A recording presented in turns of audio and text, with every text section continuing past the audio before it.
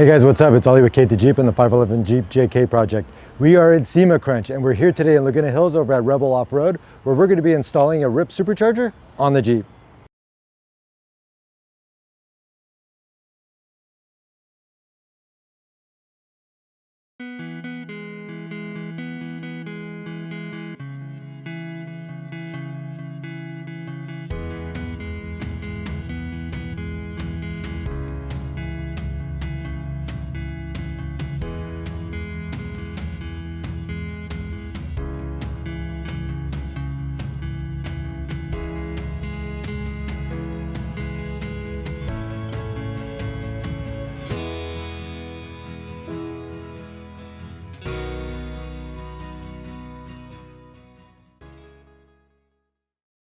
Hey guys, what's up? It's Ollie with Kate the Jeep and the 511 Jeep JKU project. I'm here today at Rebel Offroad in Laguna Hills, California, where we're going to be installing our Ripp supercharger on Kate. As you can see, we're already on. We'll be going through the steps in the coming video, showing you guys how to do it step by step with Josh, and you'll see it is a very easy install. Silicone hoses, overflow bottle, new serpentine belt that comes with the smaller Ripp altitude pulley, the blow-off valve, the bracketry for the power steering to relocate the power steering, injectors, injector O-rings and supercharger hardware for the injectors, K&N filter, bigger intercooler, supercharger, new belt tensioner, horn for the supercharger, Diablo Sport upgraded PCM. This is the factory PCM that we'll be replacing with the Diablo aftermarket PCM. First, you're going to remove the negative battery terminals before swapping out the PCM. To access the factory PCM, if you have a S-pod, just remove the S-pod to gain access. Disconnect the clips. There's two clips for this particular vehicle. These are the two clips you pull off the computer, and then there's three bolts, one here, one down at the bottom, and then one right here you take out. They're 8mm heads. And there is a ground strap on this top bolt that you want to make sure that it goes back on. Two bolts are on the inside, one is on the outside. These are fairly easy to access. Like I said, if you have a S-pod sitting on top, you can't remove the S-pod, then you can get to it. This is the Diablo updated PCM for the new Ripp supercharger. Yeah, it installs opposite of what you took out. This is the ground strap that you want to make sure you get back on. You obviously use the same bolts that came off it. Yeah, we're reinstalling the three factory bolts that we took out to install the new Diablo PCM. These clips are color coded, brown on brown, white on white.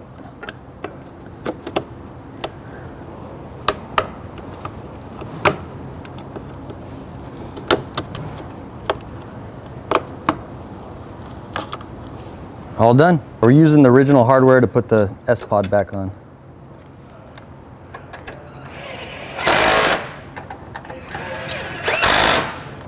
Now we're reconnecting the battery terminals after the PCM was installed. We are now going to pull the grill off to install the intercooler. To remove the grill, you pull these push pins out, lift up, and they are reusable.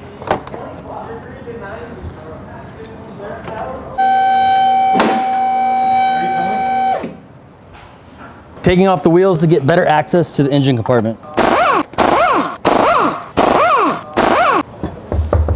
We're pulling parts on the engine to get to the injectors. Remove the tube for the intake tube. Then you loosen the clamp on both sides.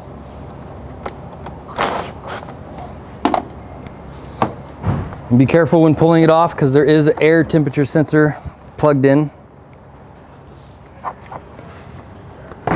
Sensor's right here. It's a typical plug and unplug.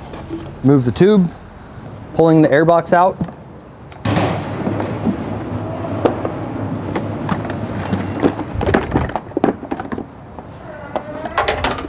You remove the plug for the throttle body.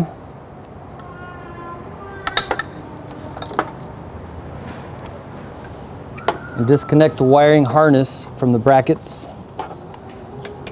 You need to remove these to be able to pull the upper plenum off. We will be removing this bracket to pull the intake off. We're pulling the front bracket off. 4 bolts, there's 2 in the front here, and then these 2 nuts right there.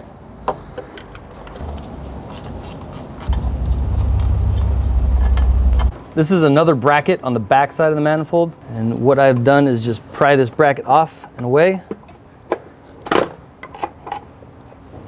You just remove various tubes that are connected to the intake to pull the intake off.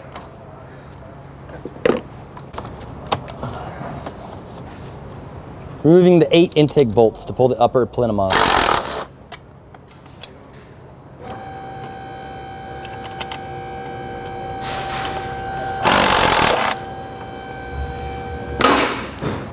There's one hidden intake bolt on the back side. Don't forget these 2 bolts on this bracket before you pull the intake off. There we go. To take the upper plenum off, you disconnect this bracket here with the 2 nuts. Disconnect the brake vacuum hose, assorted wiring. There's a bracket right here that connects to the upper plenum. Various hoses, pull those away. The 2 bolts that hold this bracket on, and the 8 bolts for the intake. I would recommend pulling these gaskets so you don't get any gas on them. If oil or gas is put on them, I'd recommend replacing them with new ones from the dealership. We're plugging the intake holes so nothing gets down inside. Blow all the dust out if you can, covering the intake holes so no dust gets in there and so no dust gets in the intake or the injector orifices.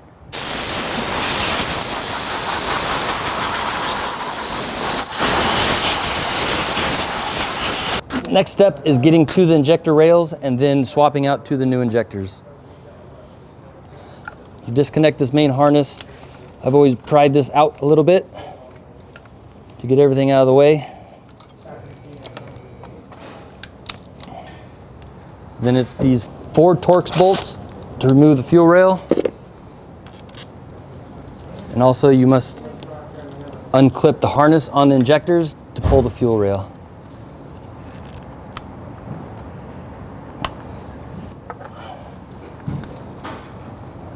6 injectors, 6 clips. Use a pick to pull the safety clip off, and then the clip should just unclip by hand. Pull the 6 injector wires off. Disconnect the fuel rail. Careful, it may be under pressure. There's a clip for the fuel rail. This is the clip for the main fuel rail. Sometimes if it's stuck, some WD-40 will help out.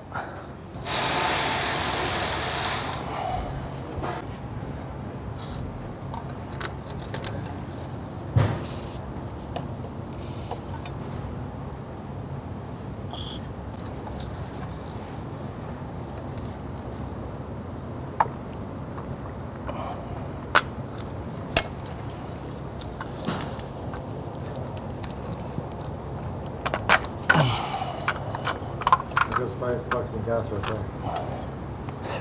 there. You pull the fuel rail out, and to do so, you disconnect the 6 injector harness wires, the 4 bolts to hold the rail down, and you gently pry up and pull up, straight up.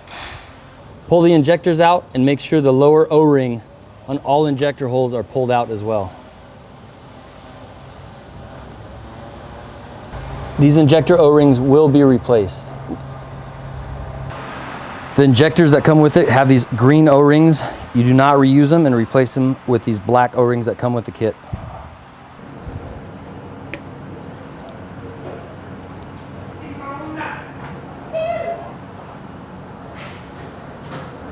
I guess the injectors only go in one way. 3, 2, 1, go. The injectors only go in one way. There's a cutout right here for the injector plug-in. You just slip right in. This is the hardware that's provided from Ripp. You got new bolts and spacers because of the taller injectors.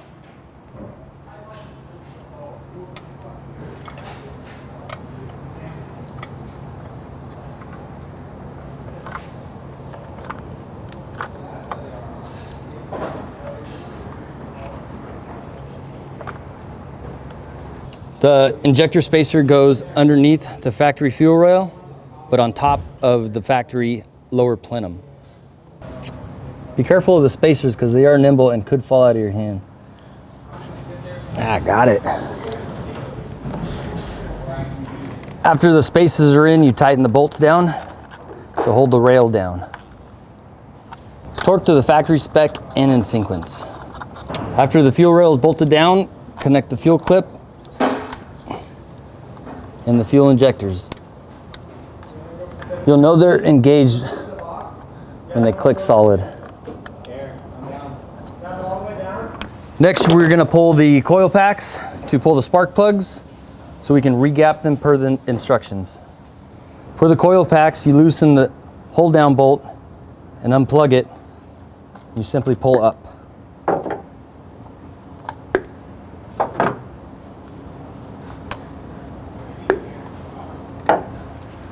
Once you pull the coil packs, you have access to the spark plugs, and you simply unscrew them.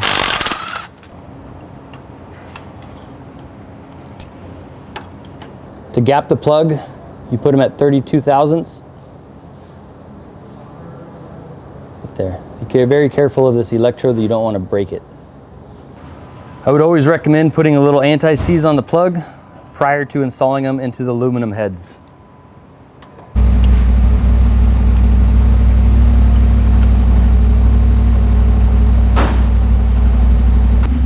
First, initially, you hand tighten them and then tighten them down with a ratchet. After the spark plugs are installed, you simply place the coil pack back in its cylinder, tighten the hold down bolt, and plug it back in. Just tighten down the hold down bolts to factory spec. The coil packs are now reinstalled. Exact same procedure on the passenger side. The passenger side takes a little bit more time because of the bracketry and where the harness is laid. We are removing the coil pack harness to pull the coil packs. Just like the driver's side, the hold down bolts come loose to pull the coil pack. The next bolt is buried a little bit back in here. I'm using a swivel 10 millimeter to gain access to this coil pack hold down bolt. Last one.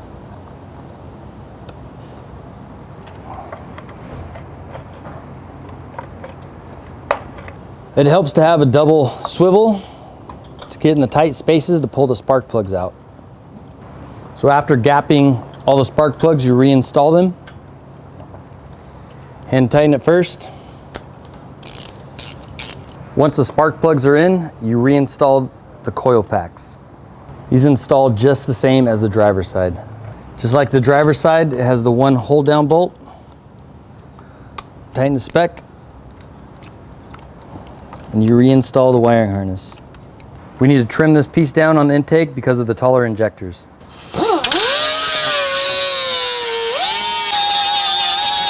Trim this at the same angle that it was at. As well as modifying this front, you modify this back here as well. There's a corner piece you trim off for the injector rail to fit. Before reinstalling the upper plenum, we'll pull these covers out and reinstall the factory gaskets. There's only one way these will install. Once the gaskets are installed, you reinstall the upper plenum.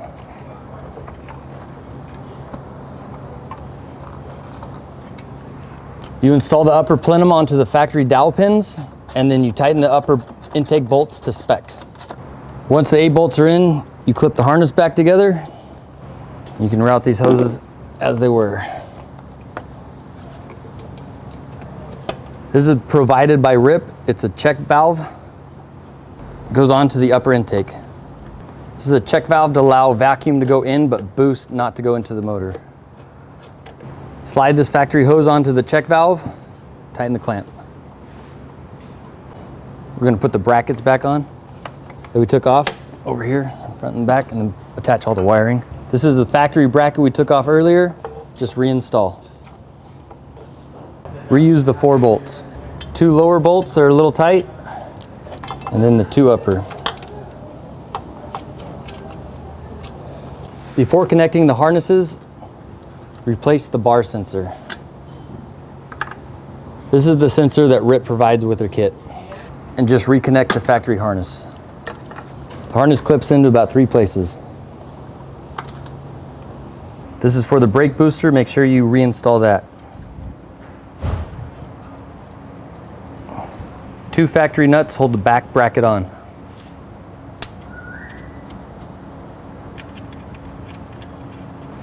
We need to remove the belt and take off the factory tensioner.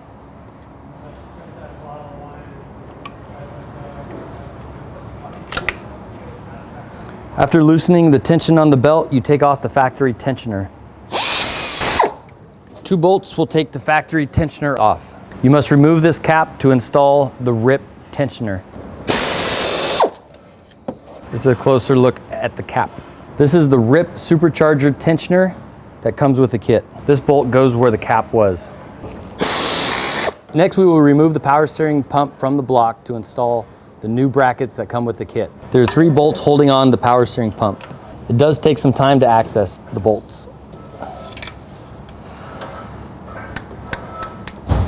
We didn't remove the pump completely, we just slid it out of the way to install the new brackets. These are the new brackets that come with the Ripp kit. This is the upper and this is the lower.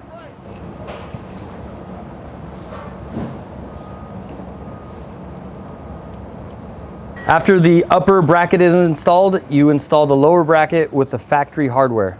The lower bracket is going on to the factory hole, and it just moves the mounting hole upward. Tightening the upper bracket. This is the lower power steering pump bracket installed, and this is the upper one after installation. After the upper bracket is installed, you place the power steering pump on the brackets and reuse the factory upper bolts and 1 nut that is supplied with the Ripp Supercharger. We need to remove the factory belt to install the Ripp Supercharger belt, and in order to do so, we got to remove the alternator and remove the alternator bracket. The alternator has 1 bolt on each side to pull the alternator off. The bracket has 1, 2, 4 bolts in total to pull the bracket off to change the belt.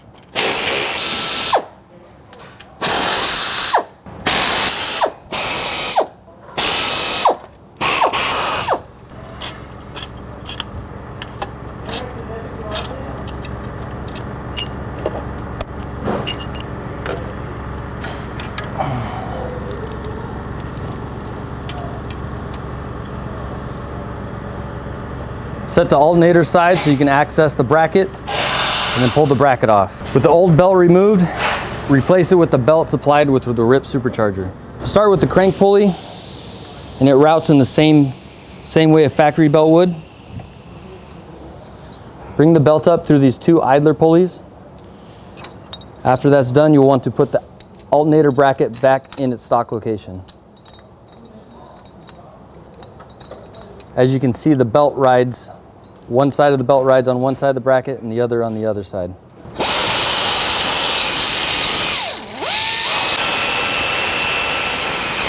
After the bracket's installed, replace the alternator in the factory location with the belt wrapped around the pulley.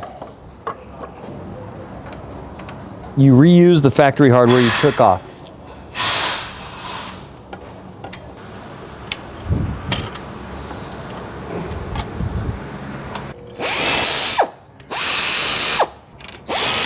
In preparation to install the supercharger, you must rotate this heater hose up out of the way. To rotate the hose up, loosen this clamp, slide it up, and install the supplied hose clamp onto the hose, and then gently rotate the hose upward.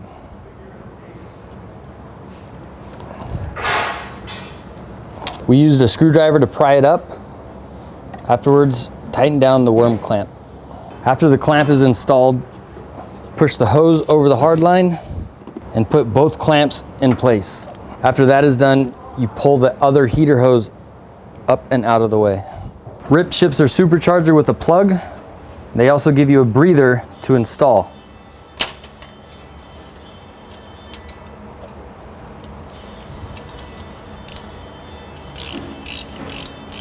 Ripp supplies 2 bottles of oil for the supercharger. As cheap insurance, I would drain the fluid and at least install 1 bottle. After pulling the plug, just let it drain. After the draining is done, you reinstall the plug and then add a bottle of oil to the supercharger. After installing the oil, make sure you don't put their plug back in, you put the supplied breather from Ripp. Ripp has an option of a smaller pulley, an altitude pulley, which is considerably smaller than the factory one. To swap it, you remove this bolt. Be careful of this woodruff key not to fall out. You remove the pulley, reinstall the smaller pulley, put the bolt back in and tighten it spec. This is the overflow bottle. We will be replacing it with a Ripp aftermarket one. All you do is pull up. Give it yourself about 6 inches and clip it off. We're gonna trim this plastic because we will be moving this radiator forward and allows clearance of this plastic.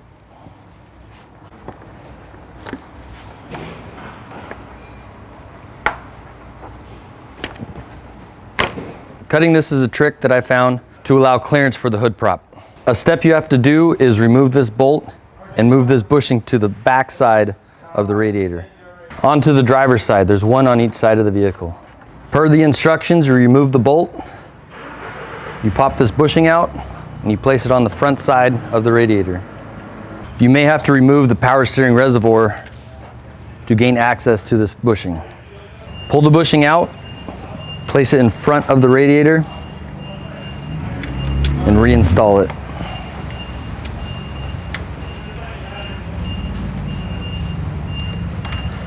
This will suck the radiator closer to the core support. This is a closer look at the driver's side. After that's done, you reinstall the power steering reservoir.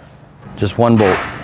So normally they say we need to cut this hose to clearance for the supercharger, right? Correct. I just tuck it down and put a heat shield on it. And then there's no issues. There's no issues. Awesome.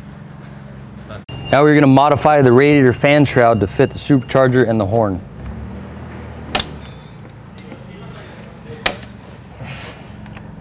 First, you cut these clips off to move the wire of the fan.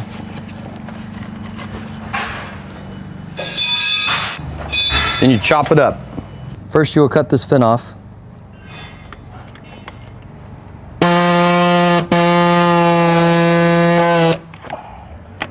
This is what was removed. Then we'll trim this to clear for the horn.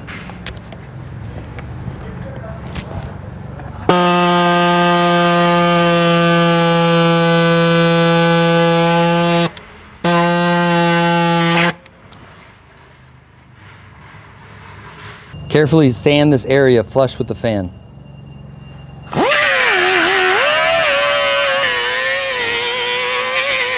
The modifications of the shroud consist of trimming this piece off, cornering this piece, and then shaving all of this. Just trimming off the melted plastic. To install the supercharger, you use the 2 factory bolts on the alternator. You remove the 2, and the 1 on the kit, you remove. 1 more bolt. To prep the install of the supercharger, you remove this lower bolt, these 2 bolts, and then there's 1 on the bracket of the Ripp supercharger kit. The 4 bolts you'll use is this lower bracket, these 2 that go on the alternator, and then this one that goes on the Ripp supercharger bracket.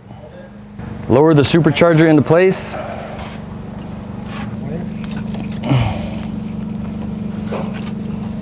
There are 2 pulleys, 1 ribbed, 1 smooth.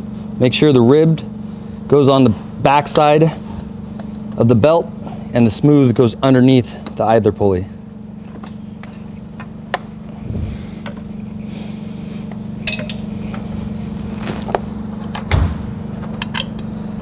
Then you will install 1 bolt to hold it in place. This is the factory hardware that will be reinstalled. Just reinstall it.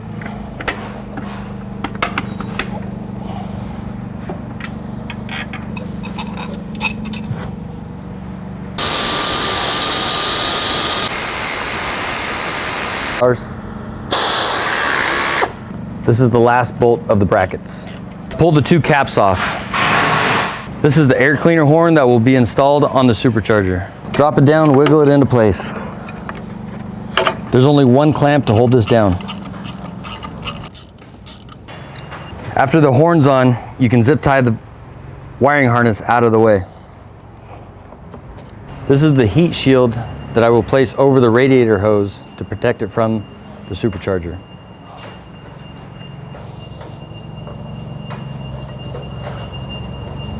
Next, this clamp needs to be loosened up and rotated 180 degrees.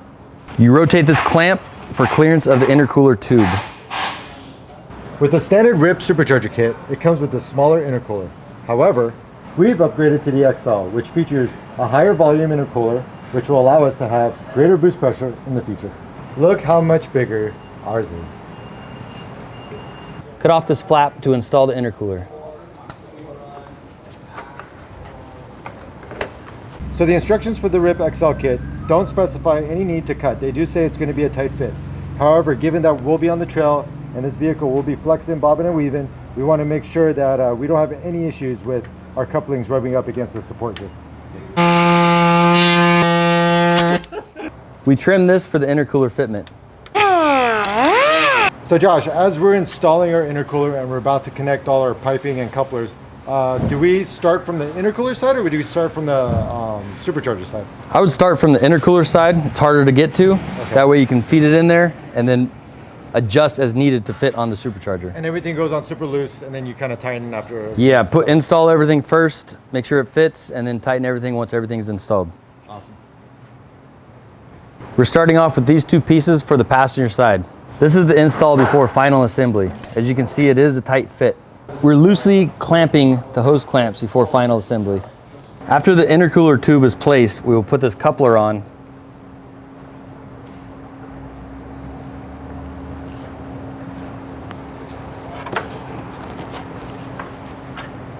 Once installed, use the hose clamp to keep it from moving.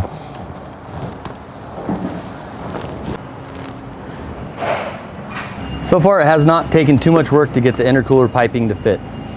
We now move on to the other side. Ripp requires you to use the factory air temp sensor. Simply twist and pull out. Once removed, you reinstall it in the intercooler tube. You just force the air temp sensor in, and there's only one way it can go. Enough material was cut here to allow these brackets to sit as they should per Ripp. To install, you use the bolt supplied. Simply thread it into the boss. These go in really easy.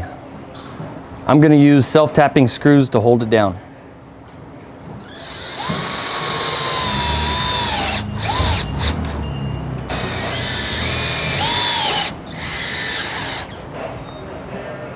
Next, we install the blow-off valve with the provided bolts. It's a simple install with 2 Allen heads. Per Ripp instructions, you loosen the power steering pressure hose from the box, rotate the hose to a 45 on the other side of the sector shaft, and tighten it back down. You rotate this hose to clear for the intercooler piping. Once relocated, tighten the fitting back down. Now that the power steering line is clear, we can install this intercooler pipe. So when you're installing your couplers onto your piping, what's the rule of thumb as far as the overlap? Make sure the coupler's over the piping, over this ridge, and then put the hose clamp on the inside part of that ridge. You don't want to be on top of that ridge. Not on top, you want it to press against the hose coupler. Very cool. This one tightened completely because once it's in, you cannot get to it. Now on the wastegate, is there any adjustments that have to be made on it? Or is it basically ready to go right out of the box? The wastegate's set from factory, from Ripp. If you do a dyno tune, they can adjust it accordingly. Got it.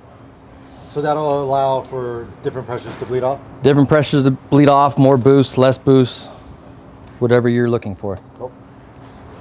Shift the tubing a little bit to get in the coupler. Because the orientation of this hose clamp, it makes it difficult to adjust while on the vehicle. So you adjust when it's off and then install.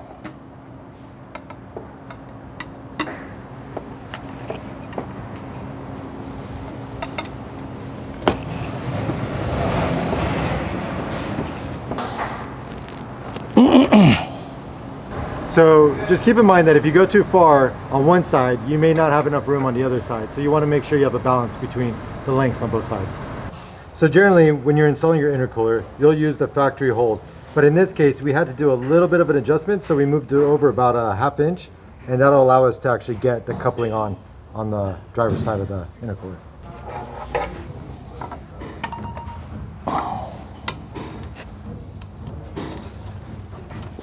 After the intercooler tube is on, you install this 90-degree coupler to the throttle body. Put the clamp on and tighten it.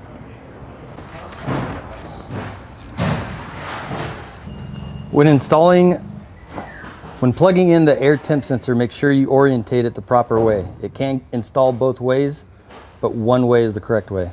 This notch will indicate the orientation of the plug. This T will plug into the blow-off valve and hook up to the factory vacuum line.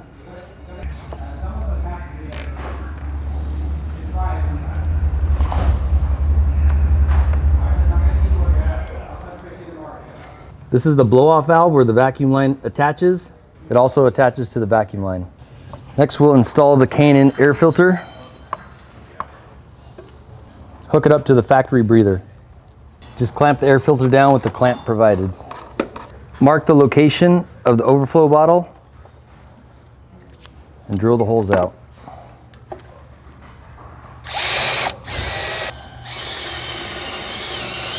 After drilling the holes, install the bracket with the provided hardware.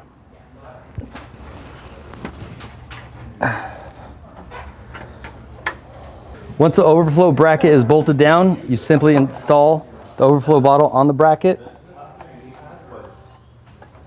Cut the factory hose to fit.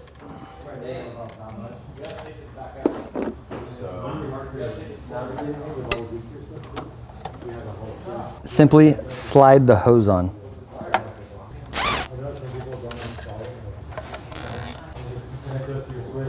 I've got them to 2 different switches, so I got them on one side.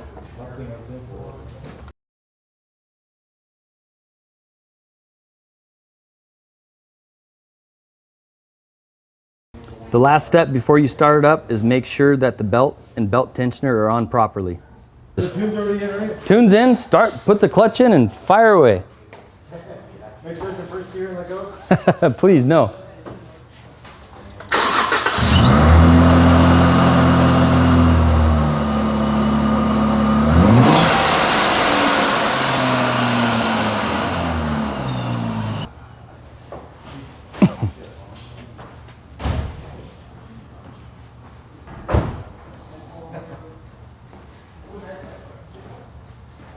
We're supercharged. Thank you, Ripp. Thank you, Rebel. Supercharged.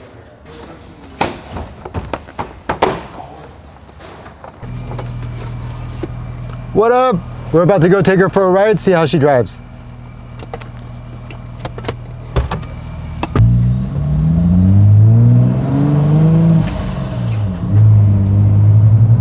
That's one thing I was kind of missing, was that power that I lost after we got the 37s on. We got the front bumper, front and rear bumper, all the side armor. It got really heavy, got really sluggish. Now she feels like she's kind of back where she used to be. Right, but wait till you get it regeared too, because once you get it regeared, it's gonna pep Then you up get all that bit. other power, right? Yep, you get all that power back. Yep, we're going with the 513s Okay. from Yukon, so. Lockers? It has the electronic Rubicon lockers. Can't go wrong with that. She is driving so nice. Yeah, like I was telling Josh, I feel like we got all that power back that we lost with our tire size going up and all that armor getting added. So super happy with the end result. All right, so we just finished up. We took it for a spin. The car feels amazing. Thank you so much, Bond. You're very welcome. It's been a huge pleasure working with you and Josh and the whole team with Taylor and everyone. Really great operation you have going on here. Thank you much. Yep. We'll see you guys on the trail.